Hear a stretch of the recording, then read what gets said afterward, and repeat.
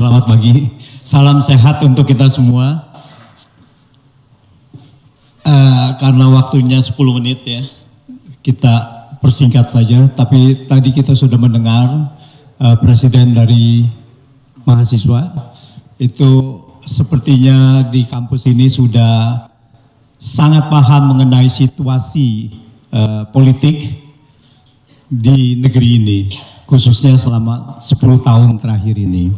Tapi saya hanya ingin mendetailkan sedikit, yaitu perjalanan dari pelanggaran konstitusi era Jokowi. Jadi kita lihat bahwa kepemimpinan Jokowi ini kita bisa bagi dua, yaitu dari 2014 ke 2019 dan kemudian 2019 ke 2020. Dari awal kepemimpinan Jokowi 2014 ini kebijakannya sudah sangat tidak adil.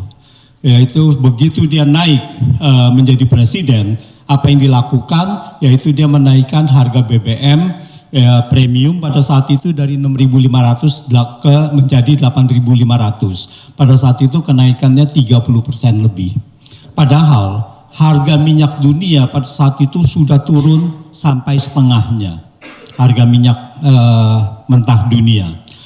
Sepanjang 2015 harga BBM di Indonesia premium Pertamax itu lebih mahal dari Malaysia harga dasarnya, dan juga lebih mahal dari Amerika Serikat. Itu yang pertama. Terus yang kedua, 1 Januari 2015 Jokowi langsung menghapus 20 trayek kereta ekonomi di Pulau Jawa. Uang subsidi ini dialihkan untuk infrastruktur. Itu kebijakan kedua, di mana harga kereta ekonomi itu naik 2-3 kali lipat. Kemudian 2015 diinisiasi yang namanya tax amnesty, tapi kemudian baru berlaku 2016-2017 dari 1 Juli 2016 sampai dengan 31 Maret 2017. Tax amnesty ini tidak lain adalah dorongan dari mereka yang selama ini mempunyai uang-uang ilegal. Jadi uang ilegal itu bisa saja jadi dari judi online, dari yang tidak membayar pajak dan sebagainya. Kenapa mereka harus memaksakan bahwa sebelum 2018 ini tax amnesty harus berlaku, harus berjalan? Karena pada tahun 1 Januari 2018 berlaku peraturan internasional di mana setiap warga negara Indonesia atau warga negara asing di Indonesia kita wajib melaporkan ke negaranya mengenai kekayaan asetnya. Jadi itu yang dinamakan automatic exchange of information untuk financial. Nah, kalau itu tidak dilakukan, maka kalau tidak ada tax amnesty, maka 1 Januari 2018 pemerintah harusnya tahu berapa kekayaan orang-orang Indonesia yang ada di Singapura, karena itu wajib dilaporkan. Oleh karena itu mereka mau memutihkan uangnya lalu mendorong untuk tax amnesty.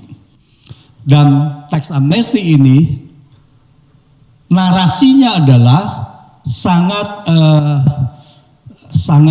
membodohi masyarakat, lalu dikatakan ini bagus untuk pertumbuhan ekonomi, ini bagus untuk pendapatan negara. Diperkirakan tax ratio pada saat itu 10,14% ya, penerimaan perpajakan, lalu kemudian katanya akan naik, diperkirakan akan naik menjadi 14,6%. Dan faktanya ini adalah turun. Ini adalah pembohongan besar kepada republik ini, kepada masyarakat ini.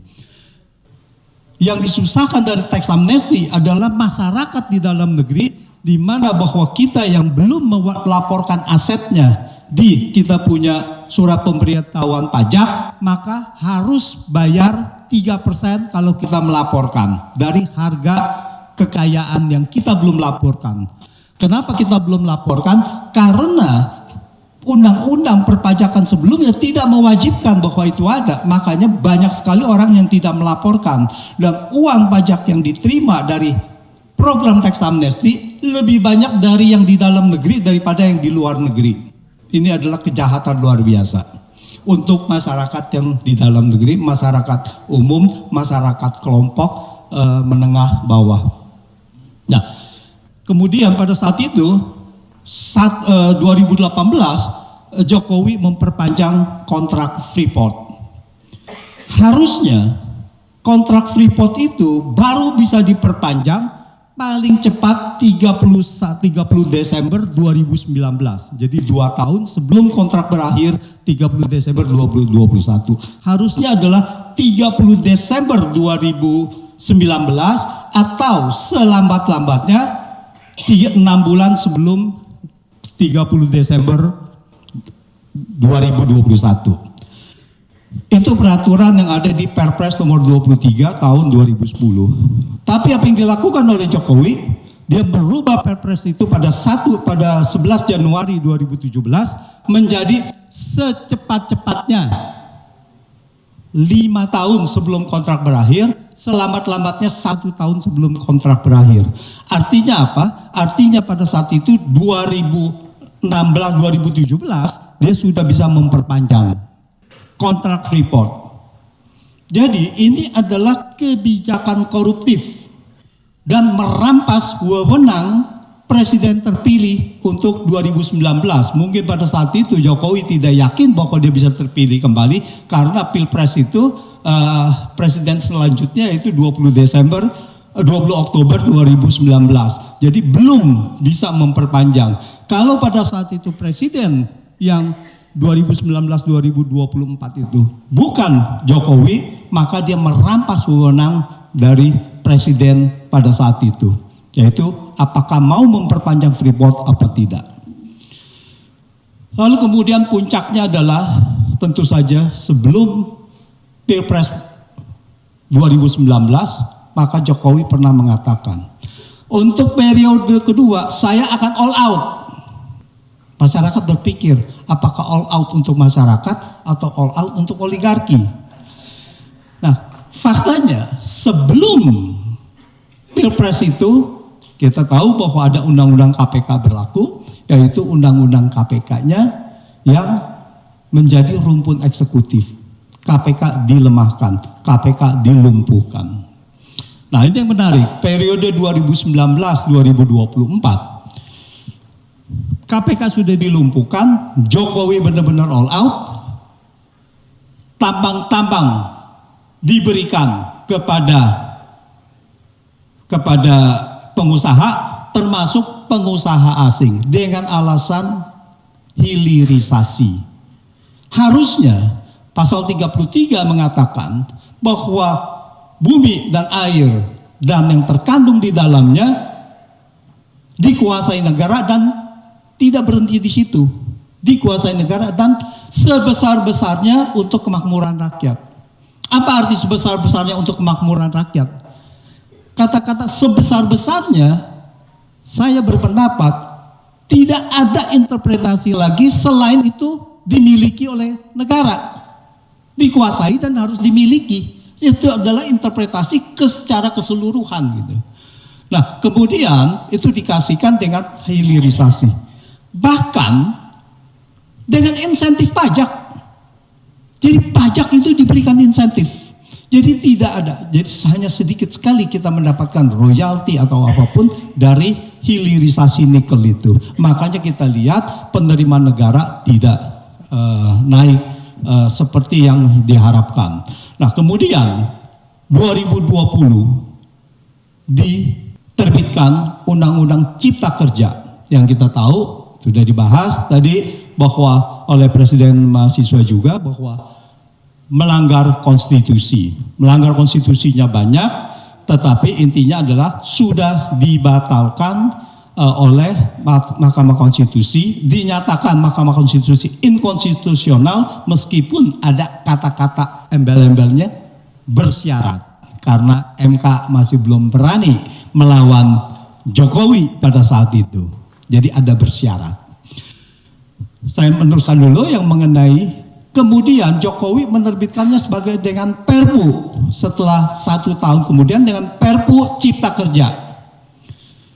Apakah presiden boleh menerbitkan Perpu seenaknya. Seperti tadi Perpu COVID juga ya pada awal 2020. Nanti saya kembali ke situ sedikit.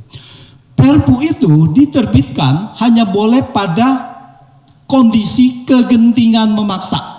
Ya, itu di sini ada pakar ahli tata negara ya, Refli Harun dan sebagainya. Ini adalah harus diterbitkan kalau ada kegentingan memaksa, ada persyaratan dan tidak ada undang-undang, ada kekosongan undang-undang, tidak ada undang-undang yang bisa mengatasi kegentingan memaksa itu. Jokowi mengatakan kegentingan memaksanya adalah akan